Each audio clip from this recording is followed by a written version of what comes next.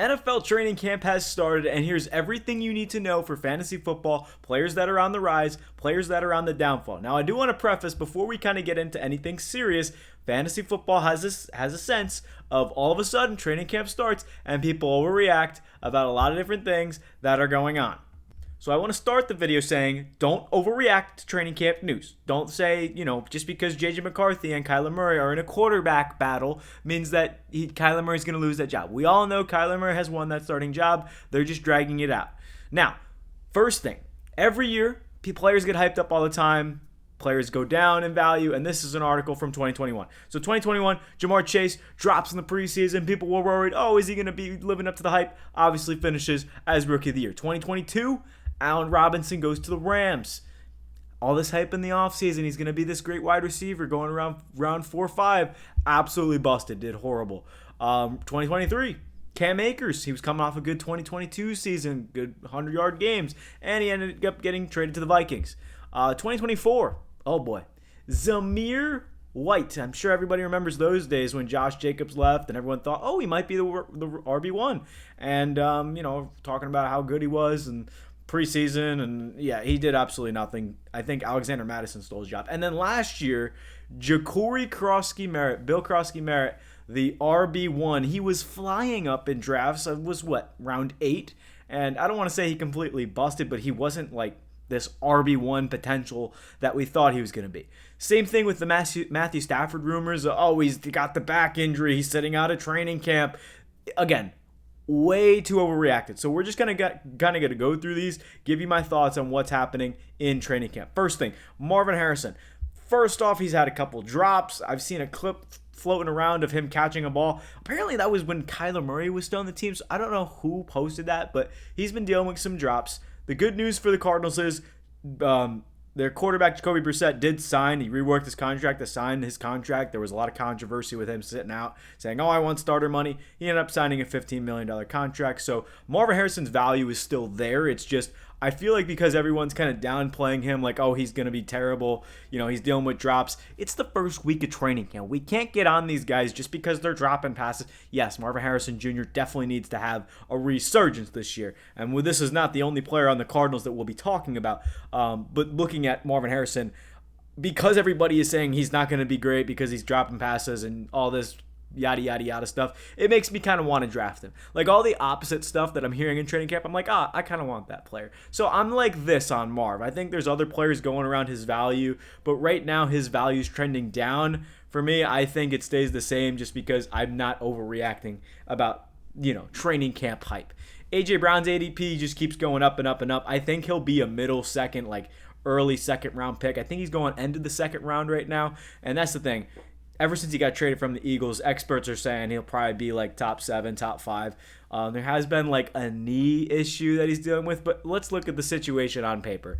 This is one of the best deep passing quarterbacks in the football in Drake Maye. You get one of the best deep threats in A.J. Brown.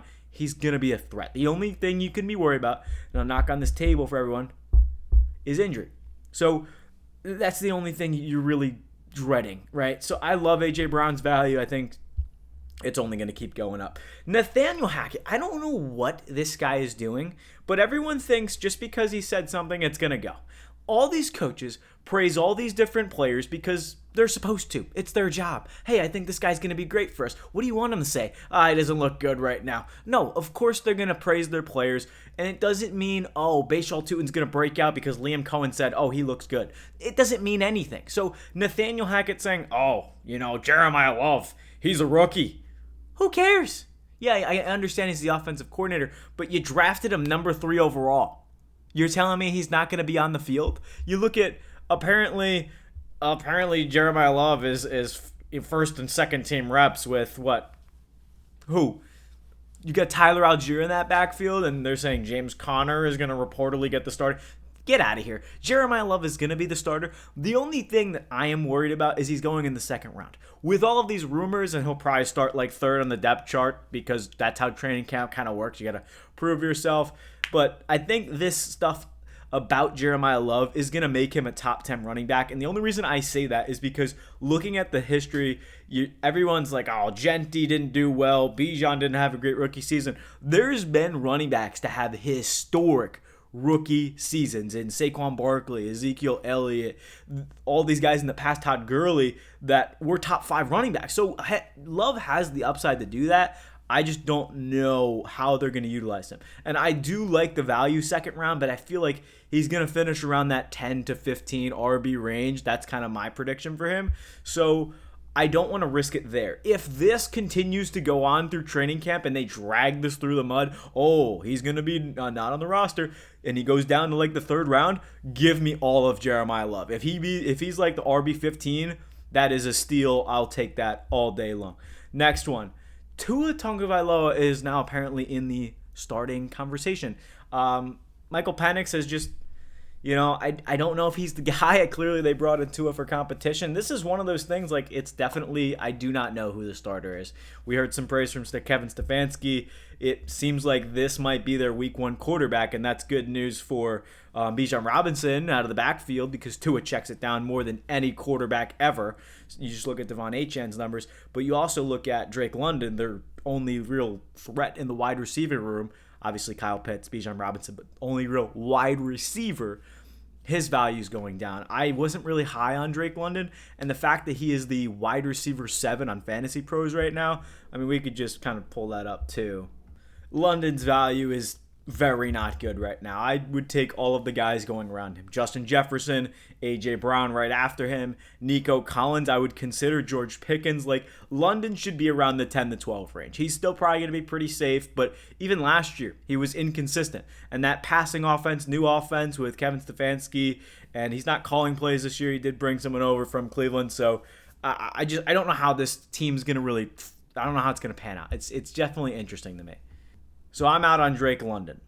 I'm not even that high on Kyle Pitts, but it's one of those teams I'm kind of just like playing it by ear, to be honest, just because like the Falcons I'm not very high on. Like a team like the Saints, they're really good on paper. They're honestly underdogs in my eyes. Like obviously I haven't heard many reports, but Chris Olave paired with Jordan Tyson, Juwan Johnson, like this is a good team. So let's move on. Dave Canales is saying Tate McMillan is going to go in, or Tetairoa Mcmillan. I don't think he likes Tate. But anyway, he's going to be the focal point of the offense. Now, I'm like this because Tate is one of those guys who's flown up the rankings because all of a sudden he is wide receiver 16 on Fantasy Pros, and mainly because he had a great rookie season.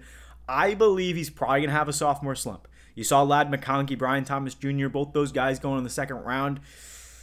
I'm not too optimistic with Tate. Tetairoa Mcmillan is a great talent. I love him as a player, but I am questioning how good is this Panthers offense going to be to,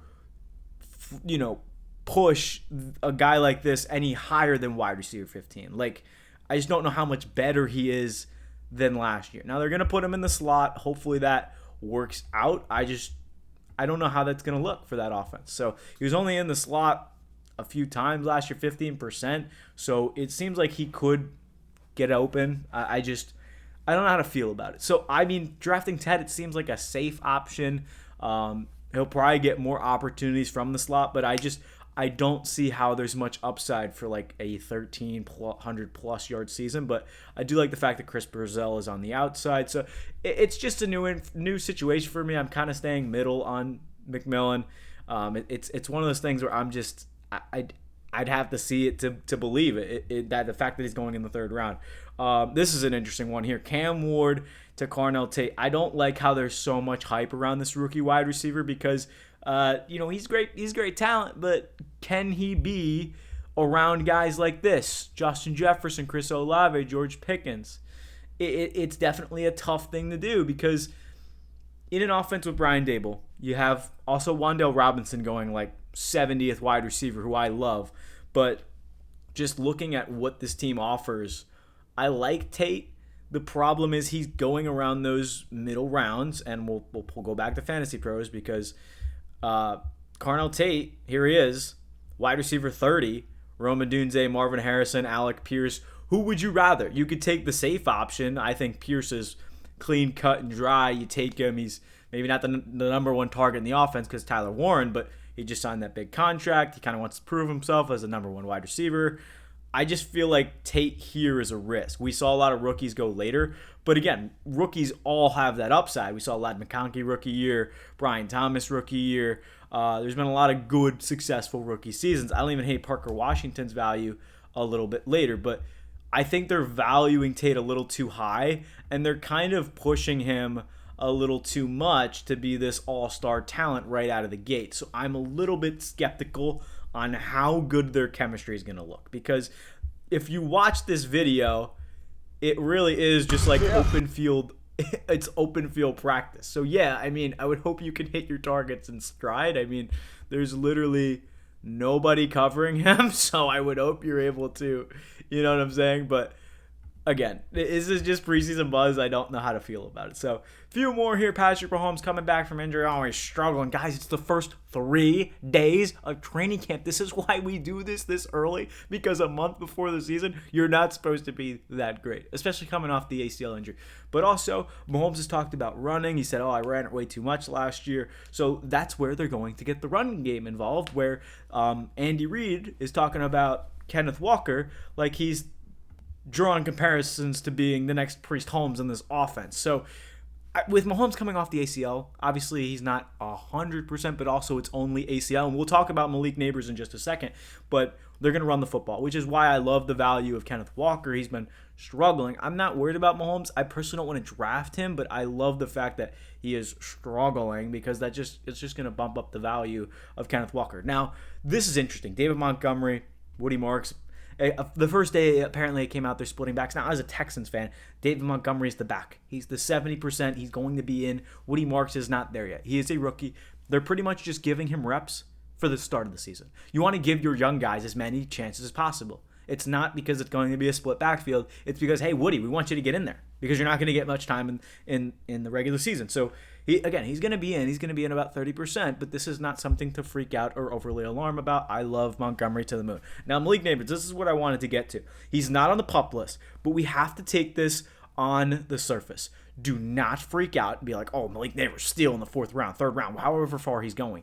He might drop as well still, but also just because he's not on the PUP won't mean he won't be on the PUP. He could still be moved on to the PUP to start the season. So Malik Nabers, pretty much the reason I'm out on him. Doctors, so first of all, he got hurt late September, had to delay the surgery a month to October, and then he couldn't get off the crutches for 9-10 weeks. I tore my ACL and my meniscus, both lateral and medial, so I know how this goes. It sucks. And I'm not going to say I was much better than Malik Nabers, because I also played through injury. I tore both of my... Point being, I don't care. It's not about me. It's about Malik Nabers. The fact that he couldn't put pressure or be off of crutches by 9-10 weeks, that limits your range of motion so much, which is why he needed that second surgery to go in and clean out all that scar tissue. And all the doctors are saying the fact that he got that procedure so late, 6 months after the ACL reconstruction, is definitely alarming.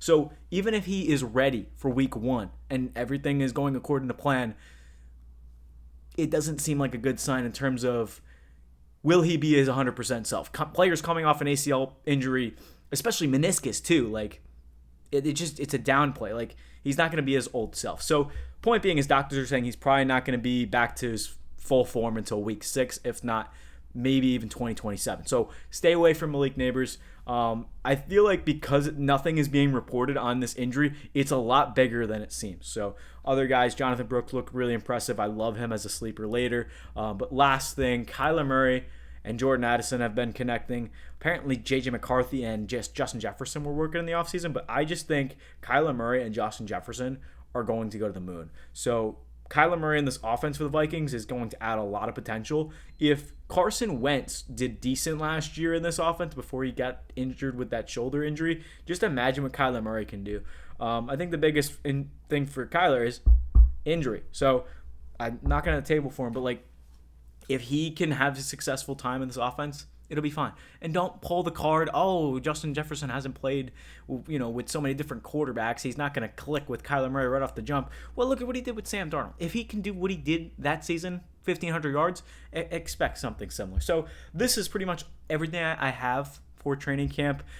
Just wanted to kind of preface, don't overreact because of fantasy football. This is not something to make a big song and dance about and be like, oh my goodness, training camp is going to, change all of these things. No, they're pretty much, because the season has been so long in the off season, I feel like we're trying to just build it up. Like, oh, the NFL's back. So we will take anything that we can and run with it. I feel like that's necessary. But also just look at the history over the past few years. Players that have been getting hype haven't panned out too well. And the players that have gotten the hammer, like, oh, this is gonna be an awful season, they ended up doing okay. So that's all I got for you. Training camp, first couple days. Hopefully that helps. We'll be doing fantasy content all season long. It's been Mike's and Eddie on the Big Z Breakdown. Thank you all for tuning in, and we'll see you in the next episode.